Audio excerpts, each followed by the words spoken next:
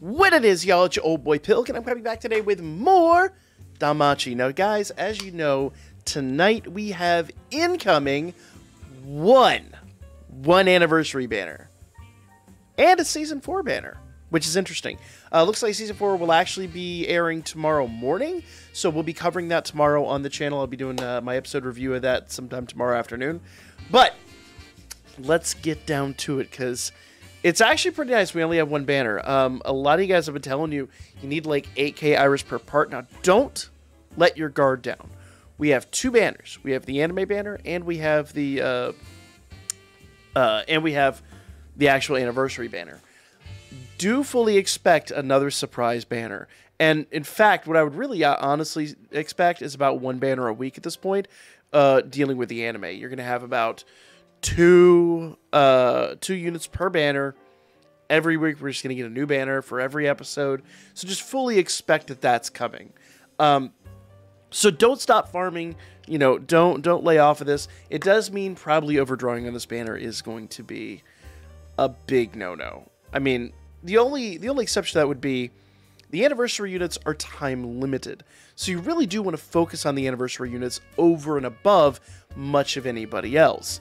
But a lot of these anime units, and as someone who skipped a couple of those banners as they dropped, will tell you some of those units are just as good. So let's just get into this. Let's talk about the anniversary banner first, and then we'll talk about the new banner coming for the episode. So, kicking this off, we've got Finn. This is, of course, Dim in Finn's clothing. I would imagine, I say Finn's clothing, but he's taken the moniker of Finn. I would imagine this is fresh CP. It has not been confirmed, but I can't see any situation where this wouldn't be fresh CP. Dim's numbers are pretty good, though. 4524 HP was a really nice HP score. Remember, prior to the anniversary, I'd say 4000 HP was fantastic, and we have just leapt that hurdle completely. 2190 is a really nice physical stat. I wouldn't be shocked if we start getting quad S or maybe even higher here soon, because those numbers are getting nutty. MP is 337, and you will need MP with this unit, but he does do MP restore, so it's not too bad. 957 for Dex is not bad. 782 for Endurance is phenomenal. What shocks me a little bit is he's a slow unit. 904 for Agility means this is not a speedy unit. This unit is not going to be breaking any records in the speed department. But he is an AoE unit, and he has tons of uses. So, let's get into it. Skill 1, 49 MP cost. This is why I say he's got tons of uses. Foe Singular, super dark physical attack with ultra penetration rate, skill damage 90% per each strength buff skill, with 30% HP heal. So let's break this down for you, okay? Now, this, like the other anniversary units, he's built upside down. So what would normally be our throwaway skill 3 is a skill 1. But remember, I always say that's throwaway because they don't give us like a lot of percentage boosts on that. This dude gets a 90% percentage boost, or 90% boost per strength buff skill. So you're talking 180% boost on a superclass attack, single target. We have Record Buster incoming tonight, and I promise you, him, Fianna, and several other units are going to be really good for this. Plus, he's Dark, and we've got Dark's one of the better teams out there right now. This unit is phenomenal. Really good. He's going to be good for Wargame. He's going to be good for Record Buster. He's going to be good all the way around. He's a good all-encompassing unit. The only problem with him in Wargame is his agility kind of sucks. But if you put him in the back two slots, I think when he finally comes in, if you've got enough defenses built up, you know, he'll be your last attacker, but he'll be a really strong attacker. Skill 2. We're getting into the AoE section of things. 133% MP cost. Remember I said his attacks are really expensive. 133% MP. Foes, plural, super dark. So 2 superclass attacks, by the way, guys. 2 super... Oh, no, I take it back. First one's a high class attack. My apologies. Nope. No, yeah, it is. I was right. Skill 1 is a superclass. Skill 2 is a superclass. It's not every day that we get 2 superclass attacks. It was right on the first one. So, Super Dark Physical Attack with 30% HP Steal. Remember I said you're going to like him in Wargame? He heals himself. He literally just yoinks HP. And remove Agility, Guard Rate, Physical Resistance, buffs. So, Physical Resistance, Agility, and Guard Rate buffs all gone, or just removes them. Just, they're gone. Not they're down turns. They're gone. Okay?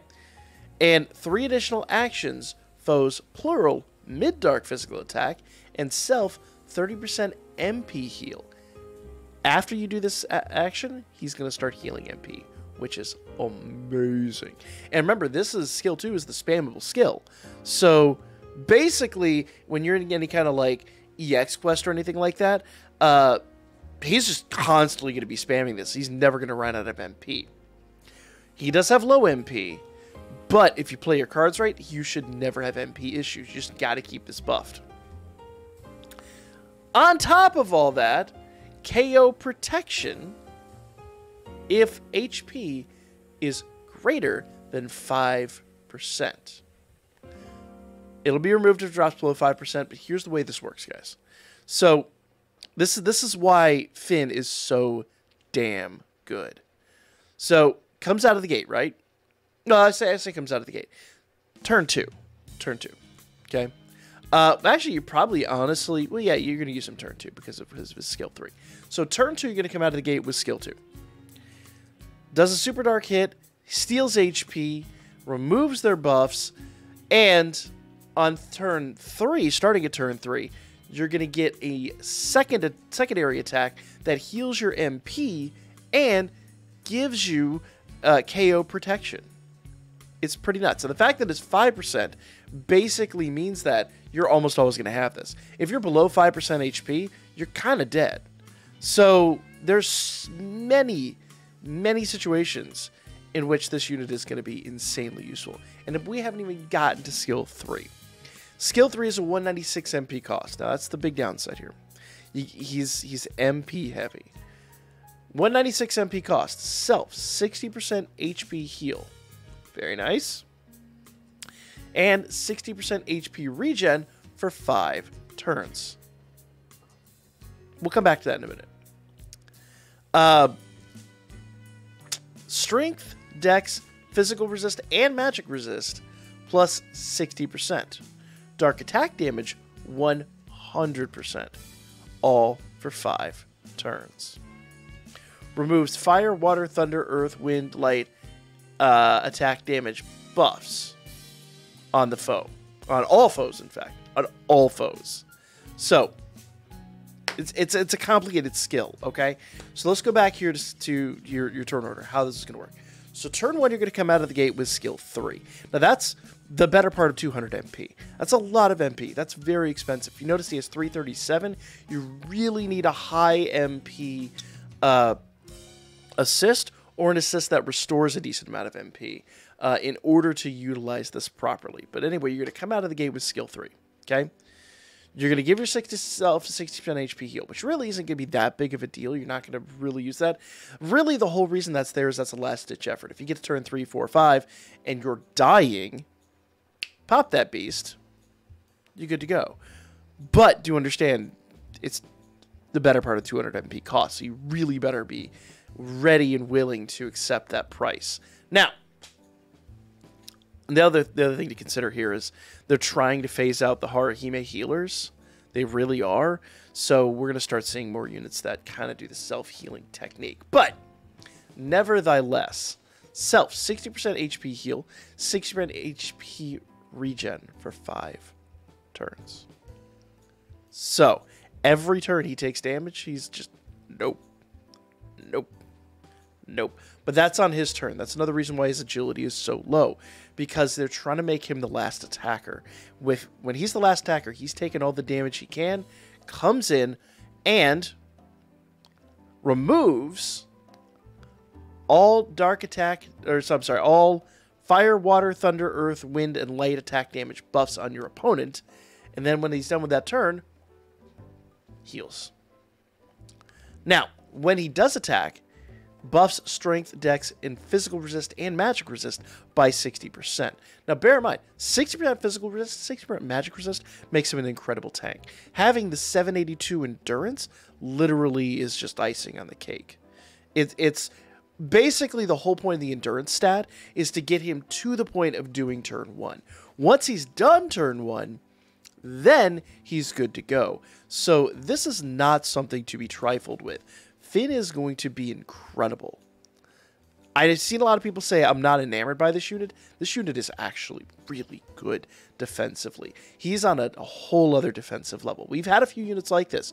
Your Otaros, your Gross, even Gareth to the same. I mean, in fact, he's still very useful, Gareth is. So, but on top of that, then that's just turn 1. Literally, that's just turn 1. Turn 2, you're going to come in with that superclass attack that does HP steal. So you're going to steal more HP. So bear in mind, you're going to yoink HP at the beginning of the turn. You're going to do, or beginning of your attack. At the end of your attack, you're still going to regen. And you're going to hit them with a bunch of debuffs and a superclass attack. It's going to be painful. Turn 3, assuming you do an AoE skill, you're doing turn 2 over again with the additional attack that also gives MP healing and KO protection. If Finn dies, it's on you. It is not on your opponent. It is on you. I say as I'm going to get my Finn killed a few times. Nevertheless, this is an insane unit. Absolutely, undeniably bonkers. 45% light resist. Oh, we haven't talked about the SA. Let's talk about the SA first. SA, foes plural, ultra dark physical attack with ultra penetration rate, skill damage 90% once again, but it's on an AoE. AoE attack 90%, whole other ballgame. Per self strength buff skill, and here's the best part, gives himself 4 additional actions. So start paying attention here. Now the downside is I would imagine this probably overwrites the additional actions from skill 2. I don't think he's going to get 3 attacks. We will 100% have to see how this plays out. I don't think he's going to get 3 attacks. I would imagine this is going to override the additional actions from skill 2. But nevertheless, foes plural, high dark physical attack, self 30% MP heal, KO protection for 5%, and yeah. So basically, it's an extra turn on that. So I don't think it's going to be an extra one. I think it literally is. It's 4 turns instead of 3. So basically, his SA gives him an extra turn on that same skill from skill 2.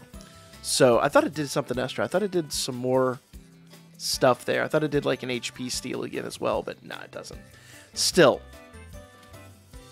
nuts unit. And this is the first time we've seen double extra actions. Now, in fairness, like I said, I don't foresee this. There's no reason to believe that he's going to get 3 attacks.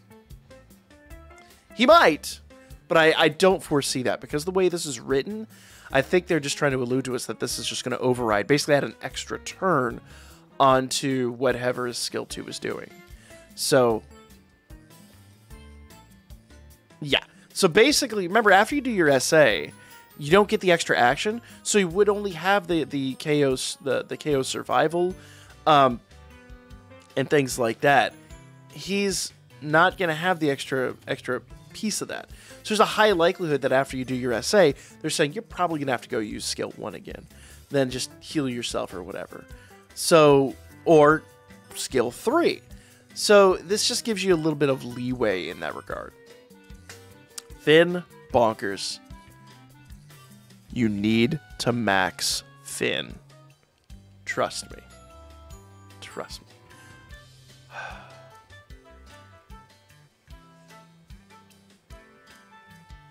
We got to talk about Lazar. We've got to talk about Lazar. This unit's good.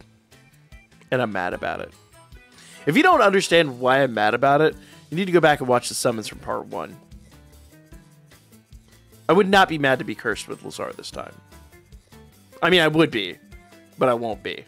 You know how that works? Like I don't want to like this unit, but it's a good unit and it's a power creep on light. 4628, even higher HP. 838 endurance. Remember, we just talked about that. High HP, really high endurance. 2178 physical stat. All around just seems to be stronger than Finn.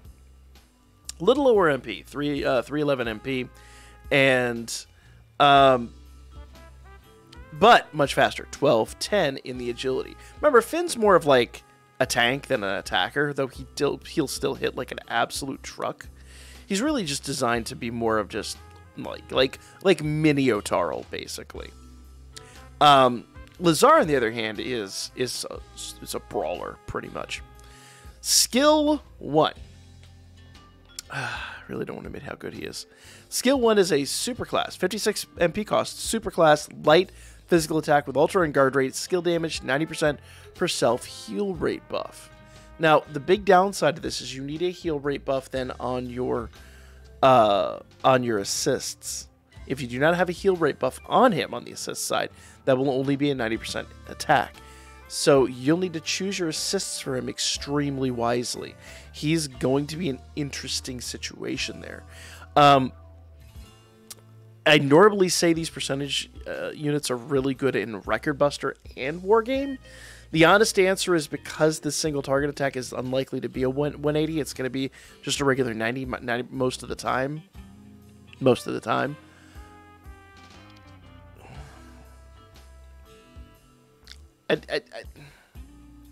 I like him. I think he's really good for the light team, but I just don't. I wish that was any other stat, to be honest with you. Could have been agility. It could have been anything. Allies 10, and this is just continuing it, and allies 10% HP heal, and remove ailments, which actually is phenomenal. Ailment removal will be clutch with this guy. Believe me, that is going to be his #1 use. #2 use is going to be his SA. We'll get to that in a moment. Skill 2 is a 95 MP cost, foes plural, super light physical attack, self agility, and guard rate plus 60%, which is nice. AoE damage taken down 60% for 4 turns, and for additional actions, foes plural mid-light physical attack with ultra on guard rate, skill damage 40% per self heal rate buff, and allies 40% HP heal. I'm actually mad about how good this guy is. I want to say I don't like Lazar. I want to keep the meme going. But Lazar is really, really good, guys. Really good. Skill 1 is a 71 MP cost. It is an allies, fast, strength, heal rate, and light damage, and physical resist, and magic resist, plus 40% for 4 turns. This is the only skill of his that I think is kind of meh. I would have loved to see more like, self-buffing, especially with, as beefy as he is in the stats. But it'll be okay. It'll be alright. Because all you got to do is get a strength plus 100% or 120% from Haruhime, and he'll handle his own. Okay? He also does, on that one, foes, plural, strength, magic, and penetration rate down 40%. SA. I got accosted for not talking about his SA yesterday. His SA is a foe's, plural, ultralight physical attack with temporary great strength boost, removes strength, magic, strength and magic buffs. So all strength and magic buffs are gone, which will be really good for most record busters. And allies remove strength and magic debuffs, and allies light attack damage plus 100%. And it goes on, magic resist and physical resist plus 60%. I really hate to say it, this guy's going to be really good in most record busters too. Light team, you got what you didn't deserve, because the light team's already pretty good. But they needed the 100% light attack damage buff. But having everything else with that makes this dude just a phenomenal asset. Just an insane asset. We didn't talk about passives on Finn, so we'll talk about those in a minute. Passives on Lazar. 45% dark resistance, counters are light physical attack, 35% strength, endurance, agility, and dex, 20% damage on critical and penetration, and 40% damage reduction on guard rate, plus he's a giant killer. Passives on Finn, since we completely forgot to talk about that. 45% light resistance, expected. 35% strength, endurance, and dex. 30% damage on penetration. Only on penetration, notice. Not on critical. 25% magic and physical resistance on top of everything else he does. And a giant killer. So you guys know what the next Familia event's going to be. Let's talk about Felice. If we must. Felice. When she's max limit broken, she is allies, all allies, 25% strength and counter rate plus 15%. That is a power creep, y'all. The biggest one we've seen that's been AoE prior to this has been 20% strength. Now, we do have counter rate 15. I do feel like within 6 months she'll be power crept herself, but for now she's like the best of the best in that regard. The only downside of this, I will say the only downside of this, I honestly don't run allies strength increase units much, because most of the units we have right now in the game already do a strength increase, and the percentage boost between her and somebody else isn't great enough to make me not want to run the physical resistance instead. Plus, remember, it's not like when they get the percentage boosts, all they have to they can have 1%, and they still get, you know, the buff from this. 25% is good. I don't think it's groundbreaking enough to make me lose my mind. If she was like physical resistance 30%, I'd be going, you guys got to have this unit 100%. I do kind of feel like her relevancy is going to run out pretty quickly. There's going to be a lot of people that are going to disagree in the comments section. I already know that. But once again, think about how you build these teams most of the time. But we already know for Lazar, you're going to have heal rate. Notice she doesn't have heal rate. She just has counter rate. And the other thing to consider here, her HP isn't astounding in today's realm of things. 1,000 is just passable HP. It's good HP, not groundbreaking. I remember a time when I would slap myself for saying that, but it's not groundbreaking. Her strength stat also isn't groundbreaking. 632, most of your other units, especially we're talking, you know, the physical resist 25% units, are like 700s, mid to early 700s. We're talking they have like 100 more in this stat alone. All the other stats are just kind of good, not groundbreaking. So I like Felice, but I'm probably never going to use her. Hate to say. I just in the current realm of team builds, I don't see her being useful. Maybe in Wargame, that's the only exception, is if you build like a physical light rush team or something, sure. But more often than not with your assist, you're probably debuffing or buffing agility, and her agility is not great. So I just don't see her being used that often. Sucks. Really sucks. I would love to tell you the anniversary units are great. I think Lazar and Finn are just phenomenal. I hate to say it about Lazar, but it's true. Felice kind of leaves me underwhelmed. Let's talk about the anime banner. Okay? So, this is the banner we're getting for Season 4 of the anime. It is just one unit. It is Belle and Hestia. Okay? Notice it says here, get a new 4-star unit guaranteed on the 2nd, 4th, 7th, and 10th draw. The first draw is free, y'all. First draw is free. And I think they even said we're getting one of these bells for absolute free, too. If I recollect, I think that was what they said. HP, 4406. MP is 341. Magic attack is 2040. And agility is 1212. Now, for a magic unit, endurance is not bad, 628, but we're, you know, like this time last year, I'd be losing my mind over that stat. It's not a stat I'm losing my mind over this day and age. Dex 874 is good. Really, this is all about agility, and 2040 for magic is, or I'm sorry, 2040 for magic attack is good. 4406 for HP on a magic unit is phenomenal. Is 4,000 going to become the new squish point for magic units? Remember, we always talk about like magic units. I always try to get them like 3,500, and half the time we just failed to do that completely.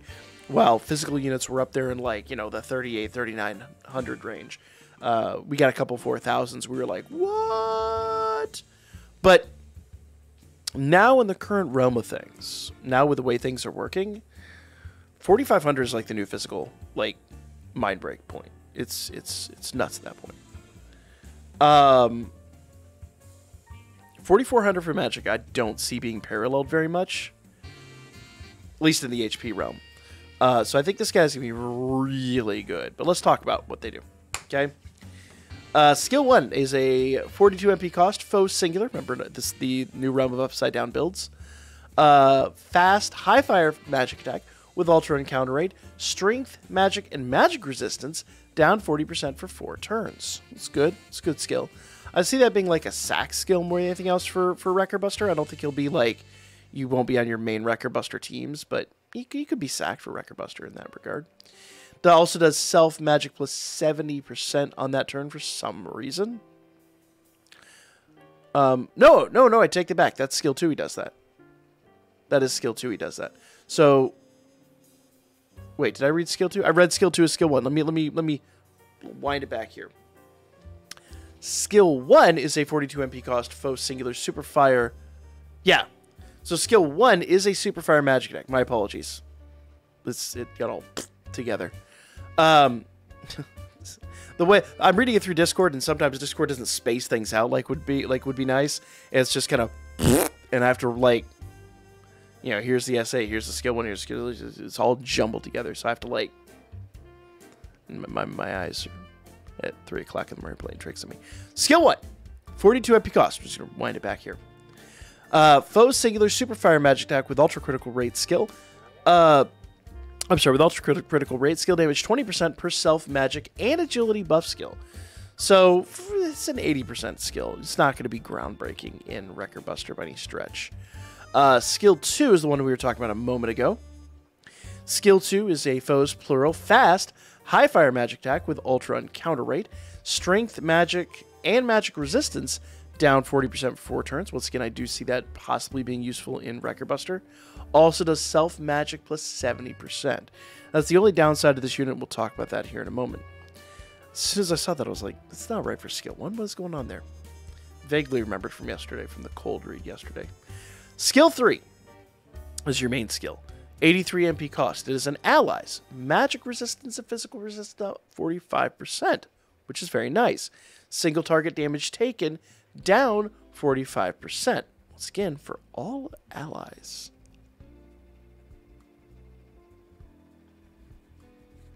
That's huge. That's huge. I don't think we've had anything nearly that big. I think we've had like 30, maybe 35%. The amount that is a power creep is unbelievable. Phenomenal, even. So single target damage taken down 45%. Remember this guy when EX missions come back around, which they will. And 50% HP regen for 1 turn. Self, agility, and fire attack damage plus 70%. So good numbers there. Not groundbreaking, but good numbers. That's for 4 turns, with 3 additional actions, foes plural, mid-fire magic attack. Nothing too great. So basically, turn 1, you're going to come out with skill 3. That's going to give everybody magic resistance and physical resistance up 45% with single target damage taken down 45%. A really insane power creep from this unit on that. With 50% HP regen for 1 turn. It's not groundbreaking that, but 50% HP regen is nothing to be trifled with.